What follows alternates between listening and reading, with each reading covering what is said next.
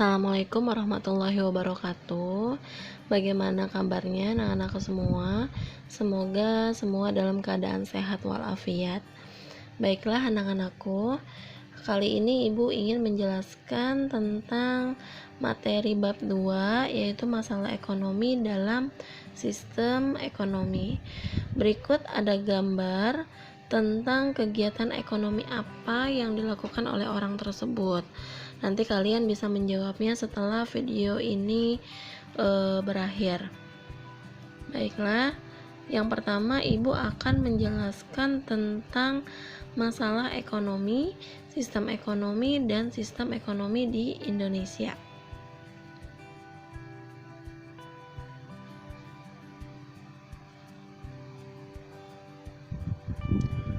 Masalah ekonomi dibagi menjadi dua, yaitu ada permasalahan ekonomi klasik dan ada permasalahan ekonomi modern.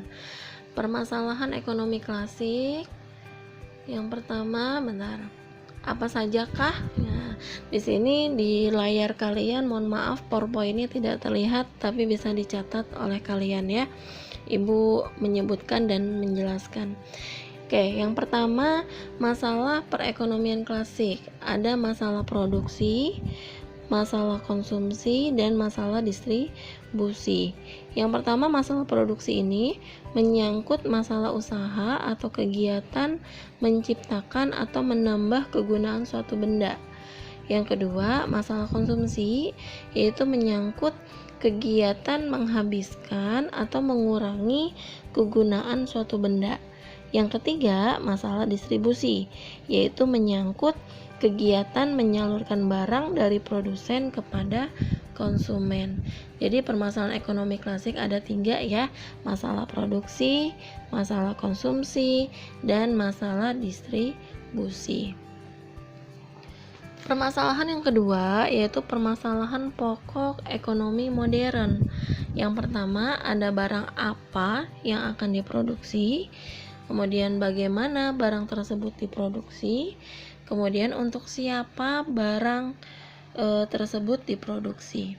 Nah, untuk barang apa yang akan diproduksi ini terkait dengan penggunaan satu sumber daya tertentu dan produk yang akan dihasilkan, kemudian menentukan jenis dan jumlah produk yang akan dihasilkan sesuai dengan kebutuhan manusia.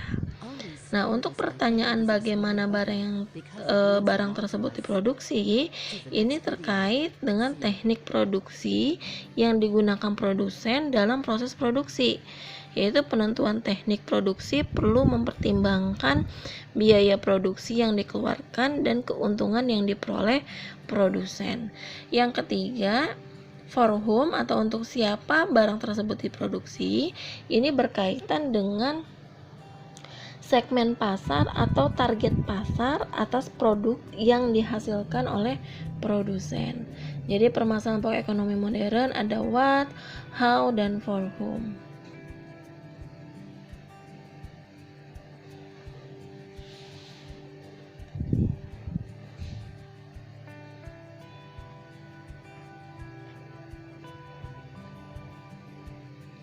Selanjutnya sistem ekonomi, apa sajakah macamnya? Ibu ingin menjelaskan tentang pengertian sistem ekonomi terlebih dahulu. Sistem ekonomi yaitu sistem yang mengatur kondisi perekonomian suatu negara sesuai kondisi negara itu sendiri. Jadi apa sajakah macamnya?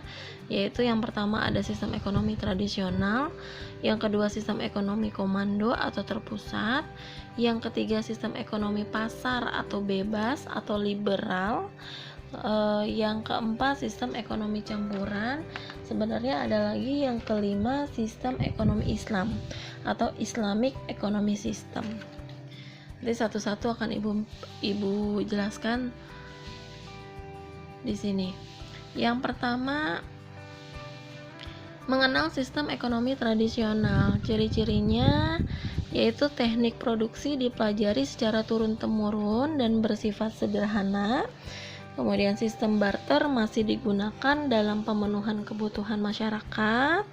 belum adanya pembagian kerja dalam masyarakat, masih terikat pada tradisi dan kepercayaan setempat, dan alat atau teknologi produksi masih bersifat sederhana.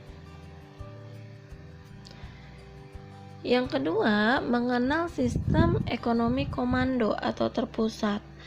Jadi, individu maupun kelompok tidak dapat berusaha dengan bebas dalam kegiatan perekonomian ini. Yang kedua, semua alat dan sumber daya ekonomi dikuasai oleh pemerintah. Kebijakan perekonomian diatur sepenuhnya oleh pemerintah. Hak dan kebebasan individu tidak diakui negara. Dan jenis pekerjaan dan pembagian kerja diterapkan dan diatur pemerintah. Mengenal sistem ekonomi pasar atau liberal, yaitu ciri-cirinya setiap individu atau swasta bebas menggunakan barang atau jasa yang dimilikinya. Kemudian segala bentuk aktivitas ekonomi dilakukan oleh masyarakat. Pemerintah tidak melakukan intervensi dalam pasar. Pemilik modal berhak memiliki sumber-sumber produksi. Terjadi persaingan yang ketat dalam kegiatan ekonomi.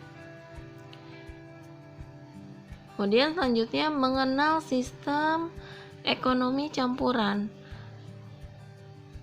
Sistem ekonomi campuran ini ciri-cirinya merupakan gabungan dari dua sistem ekonomi, yaitu sistem ekonomi pasar dan komando. Pasar modal dan sumber daya yang vital bagi kebutuhan masyarakat dikuasai pemerintah.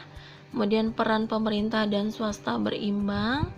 Kemudian pemerintah dapat mengintervensi dengan membuat peraturan, kebijakan fiskal, kebijakan moneter, serta membantu dan mengawasi kegiatan swasta. Mengenal sistem perekonomian di Indonesia. Ciri-cirinya, produksi diusahakan sebagai usaha bersama untuk mewujudkan keadilan dan kemakmuran. Kemudian setiap masyarakat bebas berusaha tetapi dalam batas dan memenuhi syarat yang berlaku di Indonesia. Sebagian besar produksi masyarakat merupakan usaha swasta atau individu yang diatur oleh mekanisme harga dan pasar. Perusahaan negara menguasai sektor ekonomi vital bagi hajat hidup orang banyak seperti listrik dan air. Nilai-nilai dasar perekonomian Indonesia. Di sini tidak terlihat juga ya anak-anak. Mohon maaf, ini PowerPoint-nya ada masalah. Jadi ibu sebutkan saja. Yang pertama ada kekeluargaan, kerjasama, gotong royong, keadilan, dan kemandirian. Jadi nilai-nilai dasar perekonomian Indonesia ada kekeluargaan, kerjasama, gotong royong, keadilan, dan kemandirian. Dampak demokrasi ekonomi terhadap perekonomian Indonesia apa sajakah? Ada dampak positif, ada dampak negatif.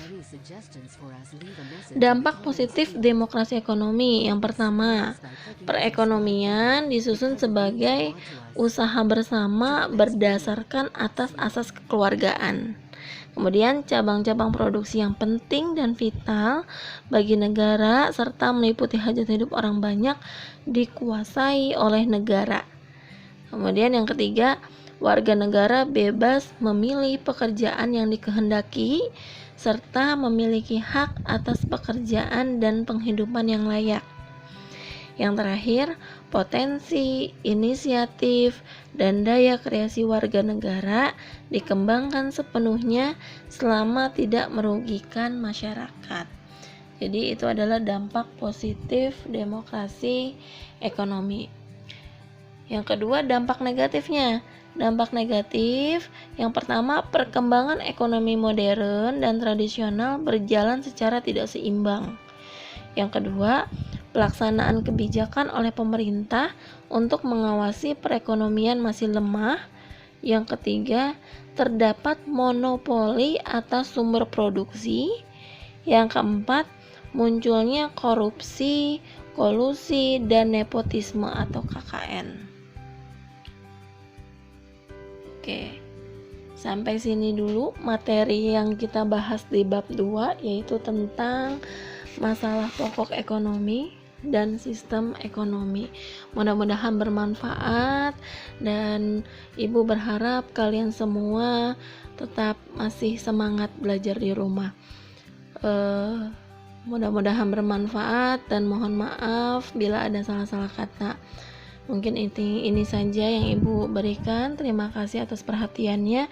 Wassalamualaikum warahmatullahi wabarakatuh.